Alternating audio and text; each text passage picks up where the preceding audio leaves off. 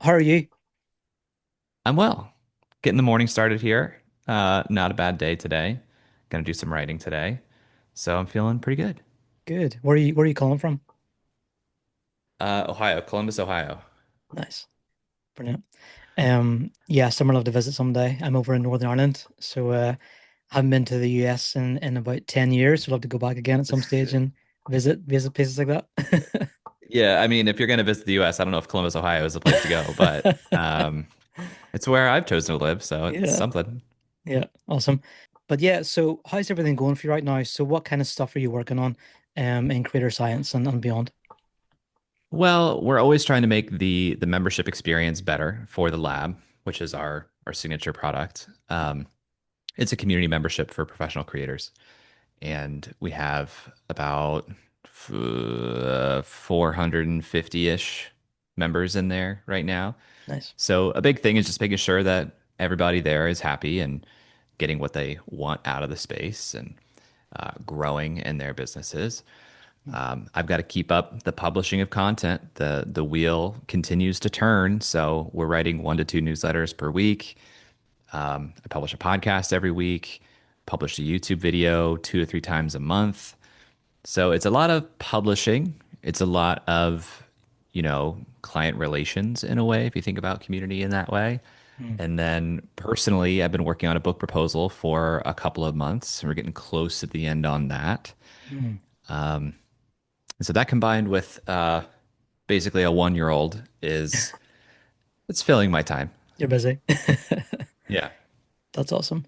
And yeah, I mean, I was having a bit of a browse through some of your Substack stuff before we chatted today, and just reading you through your about page. And I mean, for a start, I think your about page in Substack is a great example of how people should do them. It's a brilliant about page. It's so Mm. simple. I love that you got a video at the top. It's so nice and clear. I love that about it. You talk on your about page about how you've taught thousands of creators how to turn their passion into sturdy businesses through observation, experimentation, and iteration. Can you tell me more about that? So, how did you get to that point where that is what you're teaching essentially, and what does that look like for your students? I've been building this business in some fashion since 2017. And in 2017, we weren't using the word creator. There wasn't this whole like meta creator thing that we have going on now happening as much then. I mean, it was to a degree. You had Pat Flynn, you had Amy Porterfield, but I was coming out of the world of tech and software. My role inside of tech companies was called product management, product leadership. And I love that role because in product, you are in charge of the user relationship and making sure that your team is developing a product that solves actual customer needs, Mm, right? And so I would work with the engineering team, the design team, and ultimately create a product that I knew would solve our customers' problems. I love that, but it was so frustrating at times because you had to work with so many people to mm, try to get the thing made that you could just view in your head, and ultimately it was never truly what you envisioned because there are compromises of timeline, of resources, even at times like just other feasibility concerns. mm, So in 2017, I left that job because I just wanted to go back out on my own. I had a hard time with authority and the structure of a typical company. mm, And I didn't really know what I wanted to do, but I was starting to tune into people who were just writing email newsletters and creating products on the backside of that. And my product mind started going. And I was like, oh, writing is a product, podcasts are a product. These course things that people are doing, that's a product. I got so interested in that because I didn't need to rely on third parties to make those things true. So I just started exploring this, studying it, trying to figure out what the heck is this world, mm, and how can I get into it. And I had this personal goal to publish a newsletter every day for the first year.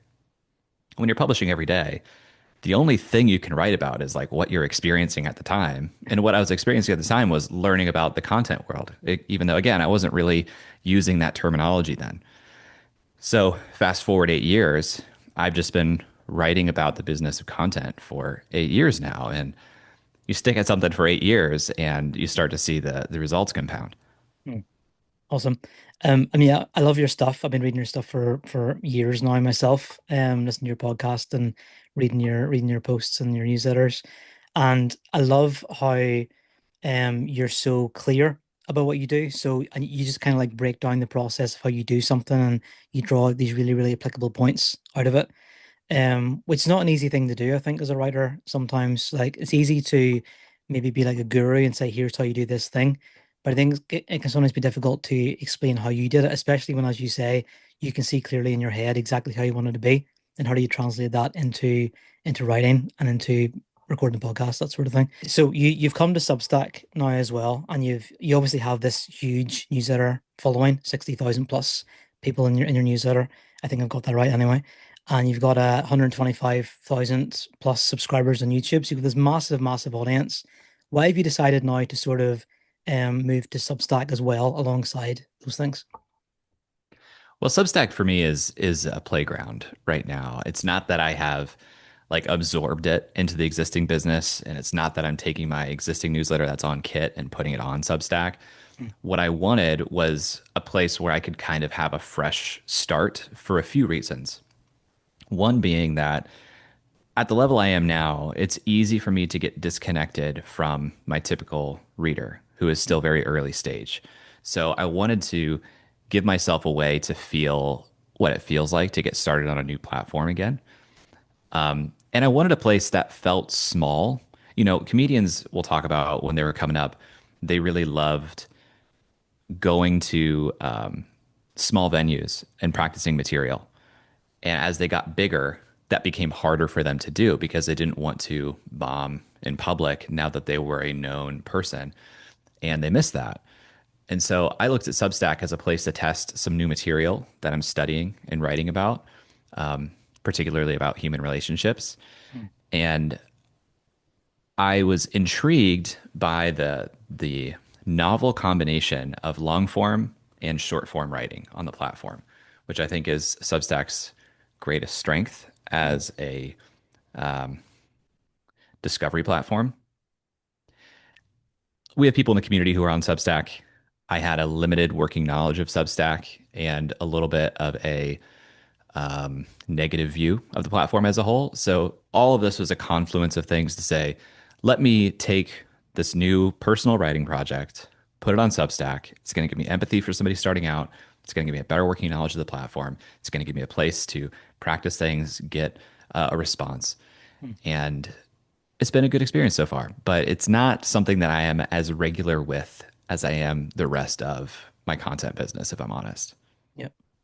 Um, yeah, no, I love that about Substack too. The community is great. It's so welcoming. It's so warm and friendly. And yeah, it is a place you can experiment and know that someone isn't going to come and bomb on you straight away for sharing an idea or something like that.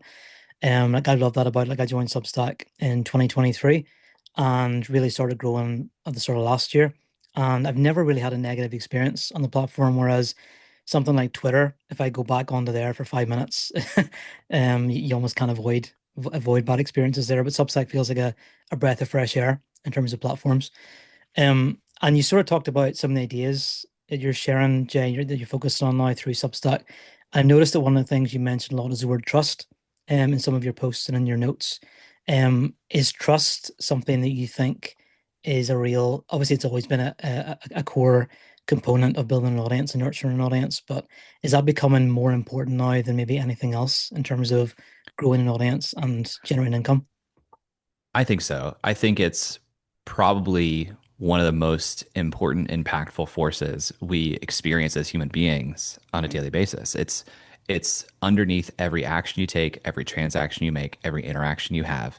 There is a trust component, and it's such a important second nature thing that we don't think about it anymore. mm, And what the data shows is that we have a real trust blind spot where if you took a survey to rank yourself on a bunch of different axes that are related to traits that are proven to create trust, and then you give that same survey to people around you, you will overrate yourself significantly compared to how other people rate you.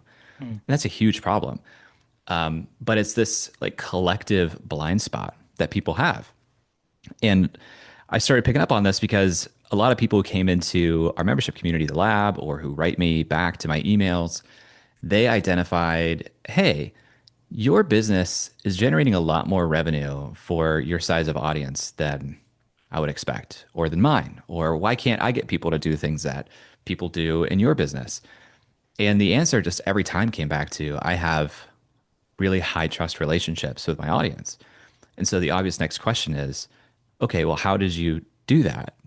Mm. And I didn't know the answer. So I had to go and learn. Like I had to go study, like, what is trust? How do we earn trust? Why have I earned trust? What is it that I do that works? And can I teach that to other people? Which has started this like many month long, really like research project. Because like everybody else, I had kind of like a intuitive sense of what trust is, but I could not explain it. I could not take it down to a concrete, actionable level. And so I went looking for books about this. Who's written about this? There weren't books that took it down to a concrete, actionable level. I'm like, this is fascinating to me because this is inherent in everything. And now I'm just wearing like these trust glasses and everything I look at. It's like, oh, trust is playing a role here. Trust is playing a role here. Trust is the problem here. And Mm. so I've just become obsessed with this topic. Yeah. No, I think it's fascinating. And yeah, you're right. It is everywhere you look, especially online, in terms of if you're going to make a purchase, do you trust the creator that's created the product that you're going to buy? Do you trust the creator enough to subscribe to their newsletter and basically give them your time? In that sense, what have you found so far, Jay, in terms of that? Obviously, I know you're kind of only really beginning this journey and exploring it, but is there anything you find so far in terms of trust that you can see that is a real factor in nurturing that amongst an audience? I mean, it's actually quite complex. So there's a fantastic study done in 1996 that is the study that is credited in like every piece of literature written on this topic. And it's basically circled around four main attributes that somebody has that makes them trustworthy. It's competence, reliability, integrity, and empathy. And trust is contextual. If you're working a 9 to 5 and you have to collaborate with somebody, you need to trust they're competent and reliable. You might not need to trust that they are empathetic, or they might not need to be empathetic for you to trust them to get the job done, right? Mm. But throughout your life, if you are having a people problem, you're probably having a trust problem. And in different parts of your life, it's going to pull on one of those four different axes. So the challenge is if I have a trust problem in this part of my life, whether it's because people see me as incompetent, they see me as unreliable, they see me as unempathetic, or they don't believe that I have their interests in mind, how do I improve that? And so you need to create specific behaviors that counteract that belief, that show the inverse. Mm. So if reliability is something that you struggle with, or people's perception is that you are unreliable, what do we do about that? We need to have these small exchanges of promise and fulfillment so that I start to change the perception of when Jay says something, I can take his word for it. It's just these little behaviors like this because trust isn't earned in big moments. It's really small moments, small interactions. Mm. There's this social psychologist, I believe his name is John Gottman, and he talks about sliding door moments as how trust is formed. And the story he tells is he was reading a novel in bed one night and he was really loving it. He was getting to the last chapter of the book. He decided he wanted to really enjoy that last chapter. So he got up out of bed so he could go to the bathroom, brush his teeth, get ready for bed so that he could go finish the chapter and go right to sleep. As he goes into the bathroom, he sees his wife brushing her hair and she looks very sad. And so in that moment, he has a choice. Do I pretend not to notice the social cue so that I can get back to the thing that I want to do? Or do I put my wants and needs aside right now and attend to my wife, who is clearly having a moment?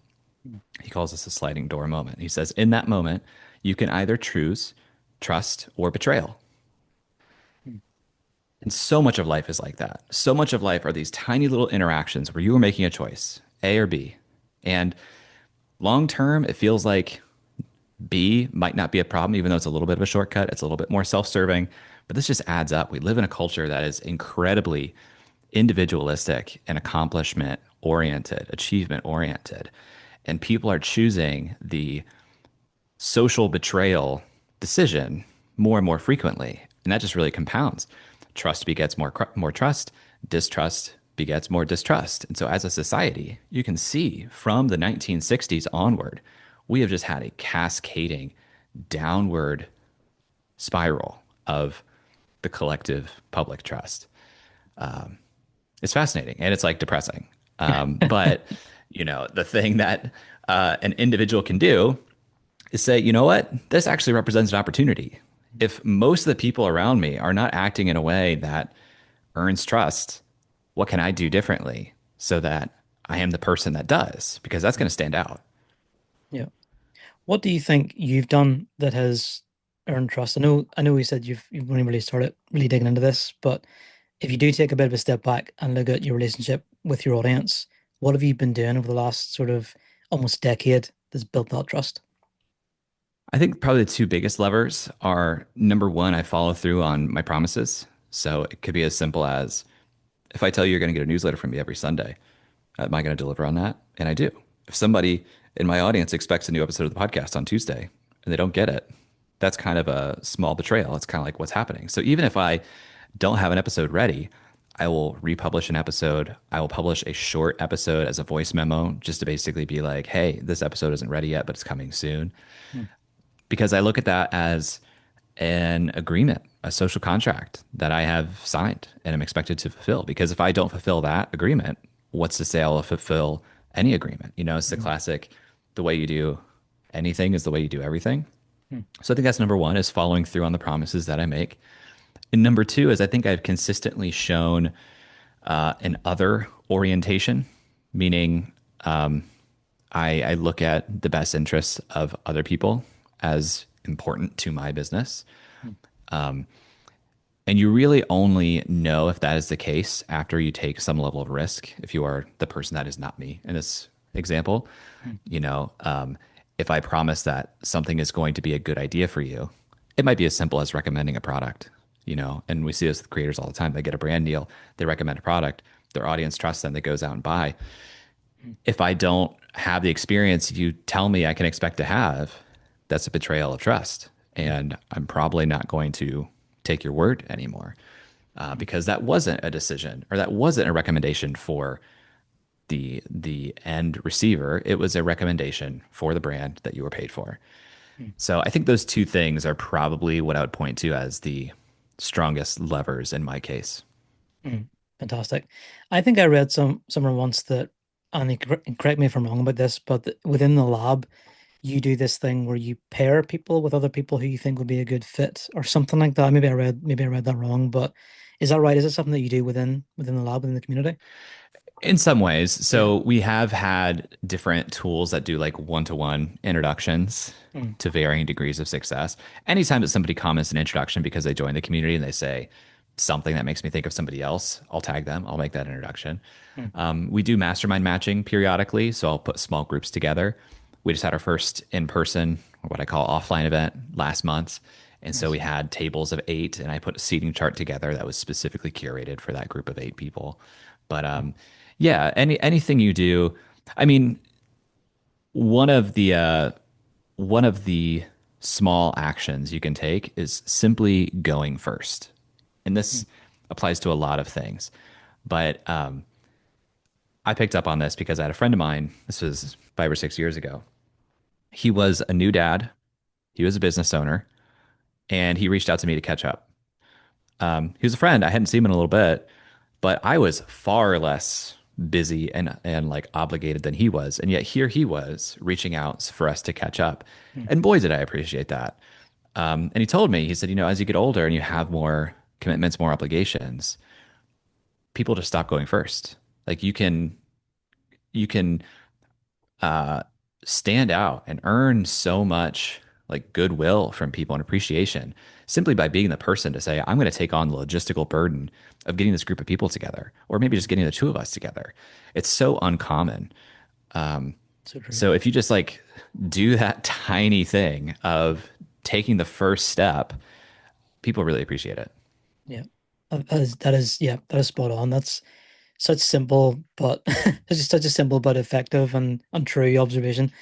Because as the older you get, even if you don't have kids, I don't have kids yet, but I can feel myself pulling further and further away from my older friendship group just because everybody's busy and they have jobs and they have their own kids and things to do. And I know that if a friend ever reaches out to me, it does mean so much. It hits differently than it would have done 10 years ago whenever I was younger.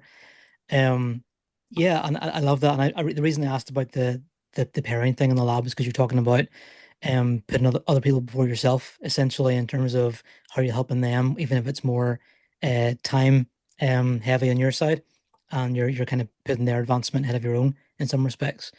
Um, in terms of the community, Jay, I'm sort of like in the process of putting one together myself for what I'm doing at the minute.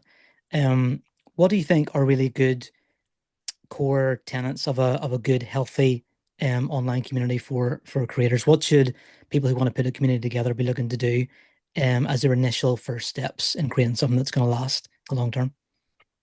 This is there is so much to bite off here. Let me see how I want to put this together. Mm, Um, well, the thing that most people fail to do that creates problems right off the bat is have a clear purpose for the membership existing. mm, Why should it exist? What is the job that it is solving for people? Why are people hiring, in essence, this community as part of their life?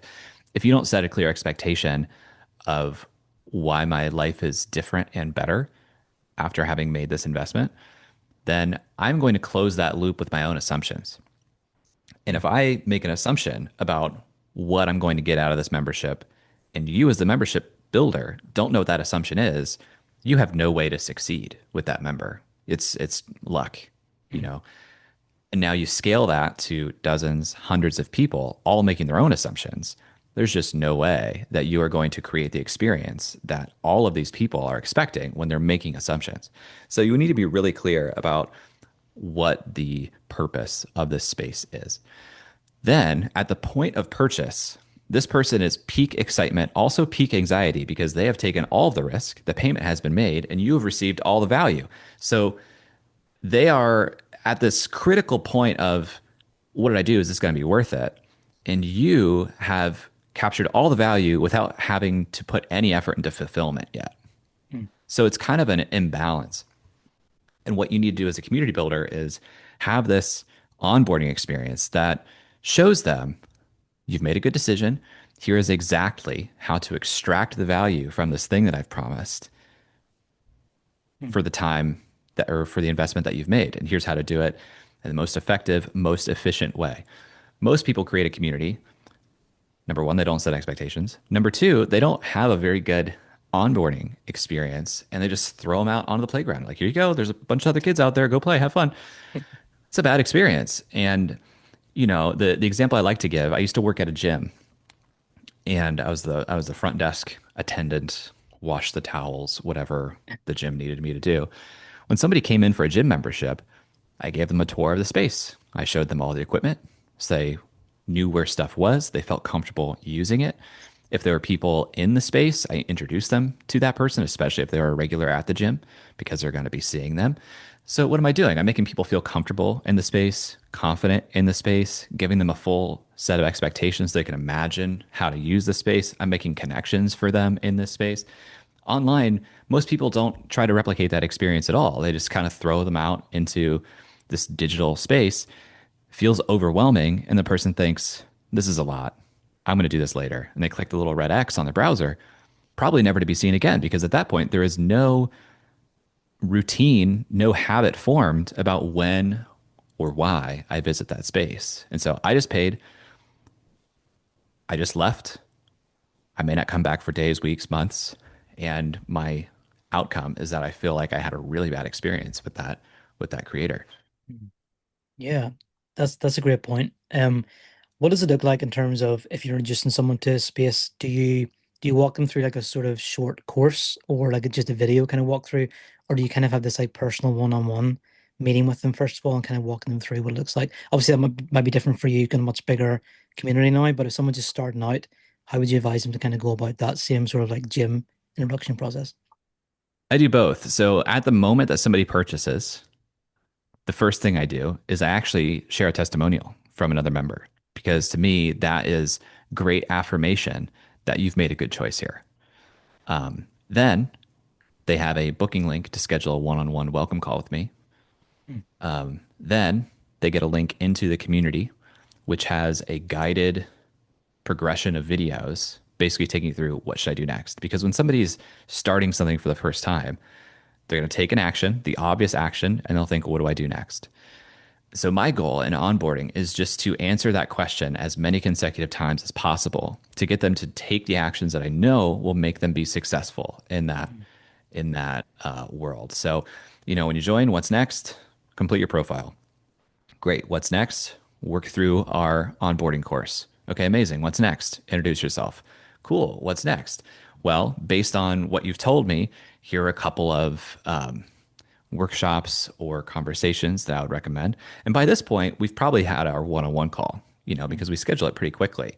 And so I can get a real sense from that person in that call, what are you trying to accomplish here? And point them in the right direction. If they haven't introduced themselves yet, I'll say, by the way, I would love if you introduce yourself. It would help people know who you are, help you find and connect with people that you can learn from. mm, So it's a lot of that what's next answering, and a lot of it is in video showing them around the space. We have a virtual tour of the space to explain here what these spaces are. Here's how to use them. Here's why to use them, when to use them.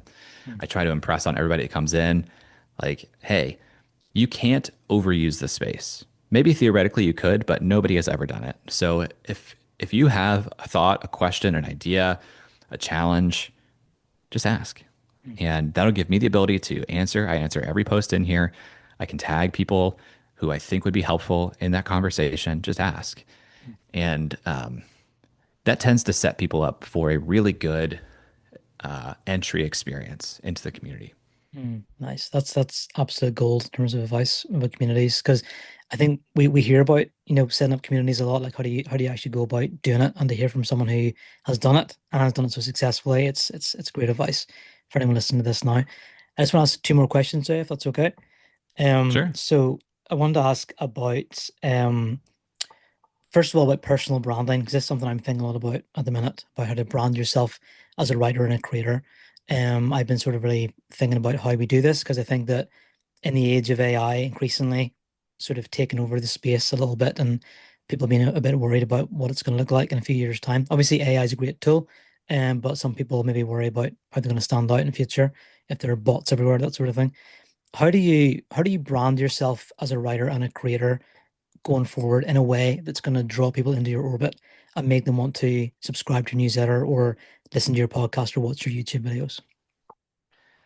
I think it's pretty important to have a narrow scope of topics that you try to be known for. Doesn't mean that it's the only thing you can talk about, but I think you need to have a very clear idea why your name would come up in conversation.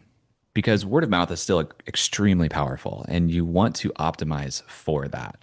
So I really try to recommend to people just imagine that there are two people having a conversation. They're two friends. One of them has experienced your work and the other one hasn't. What does the person who hasn't experienced your work say that prompts the person who has to recommend you and say, you need to check out David's stuff. You need to take this course. You need to watch this video. You need to sign up for his newsletter. You need to win the battle to be first to mind for some thing, Mm, right? And ideally, a problem that's painful and common, but it's competitive out there. So just solving a problem doesn't necessarily make you first to mind. You need to have a fresh, differentiated approach to it or a differentiated personality generally. Who are you for and who are you not for, even if you could solve the problem for both. yep.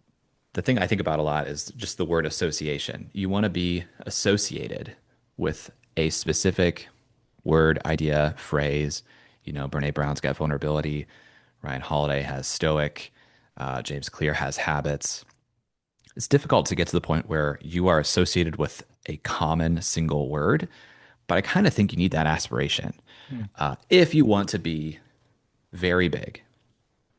mm, But yeah, it's important to think, well, what is the mind share that I'm trying to build around what idea. And I really like to think in terms of literal conversations that happen. Yeah. What word would you like to be associated with in the next sort of few years? If there's one word people associate with Jay Clouse, what would it be? Well, to this point, it's been creator.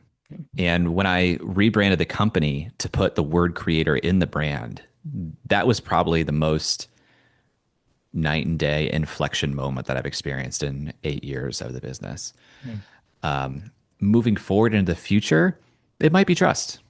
mm, We'll see how this project goes, but I think it's an underexplored topic that I have a unique viewpoint on, and I really want to spend time studying. mm, And yeah, it might be that, but we'll see. I'm going to continue to build the association around creators and creator businesses for as long as people want to continue to have my input on it. mm. And if I put something out about trust and that has larger appeal than creators, so be it. But part of the reason trust is so appealing to me is because I do believe it's been core to my success as a creator. And the stuff that I teach, I think it's very core to that as well. So I want to understand it better than anybody else. Yeah, that's a great aspiration. Um, where would you want to be, Jay, in 5 years' time if everything keeps going really well for you? What would things look like for you in 5 years? Very similar. I hope we have more kids. Mm, I imagine myself still being in this house. I think our dogs will still be alive, still going to be married. I hope that I spend more time reading and writing with less guilt mm, and am working less. yeah. And the subject of that could change. We'll see. I hope the book is done by then. Mm, But otherwise, my day to day is pretty good. yeah. I'm gonna keep it that way. Brilliant. Jay, just final question as we finish up. I don't want to keep it too much longer.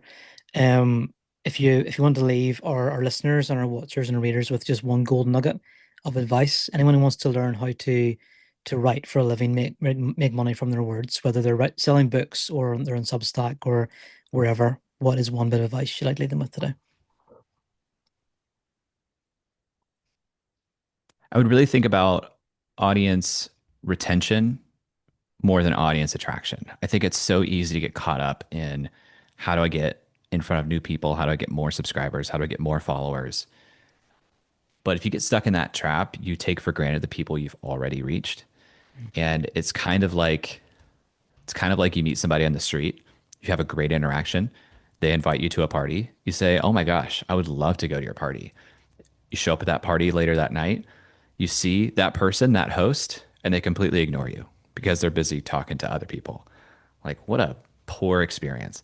I think that's the experience of a lot of people when they, begin following some creator is like, I had a great first experience. And so I was in, but now I feel completely taken for granted, overlooked, unseen in favor of the next subscriber, the next follower, the next customer, whatever. So I think you can stand out and build a great little business without having a huge audience if you just focus on continuing to serve the people you've already reached. Yeah, that's fantastic.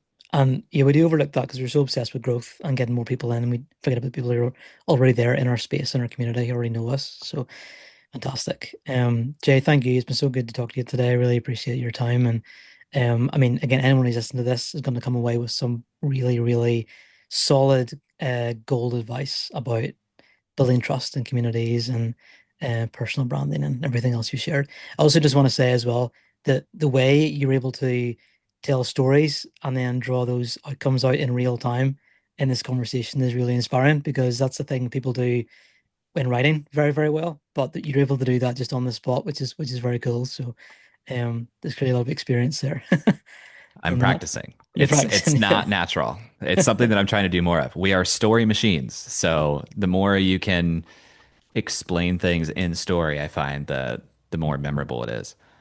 I agree. I love it. Jay, thank you so much, and I hope to keep connecting with you in Substack, and I'll see you there real soon.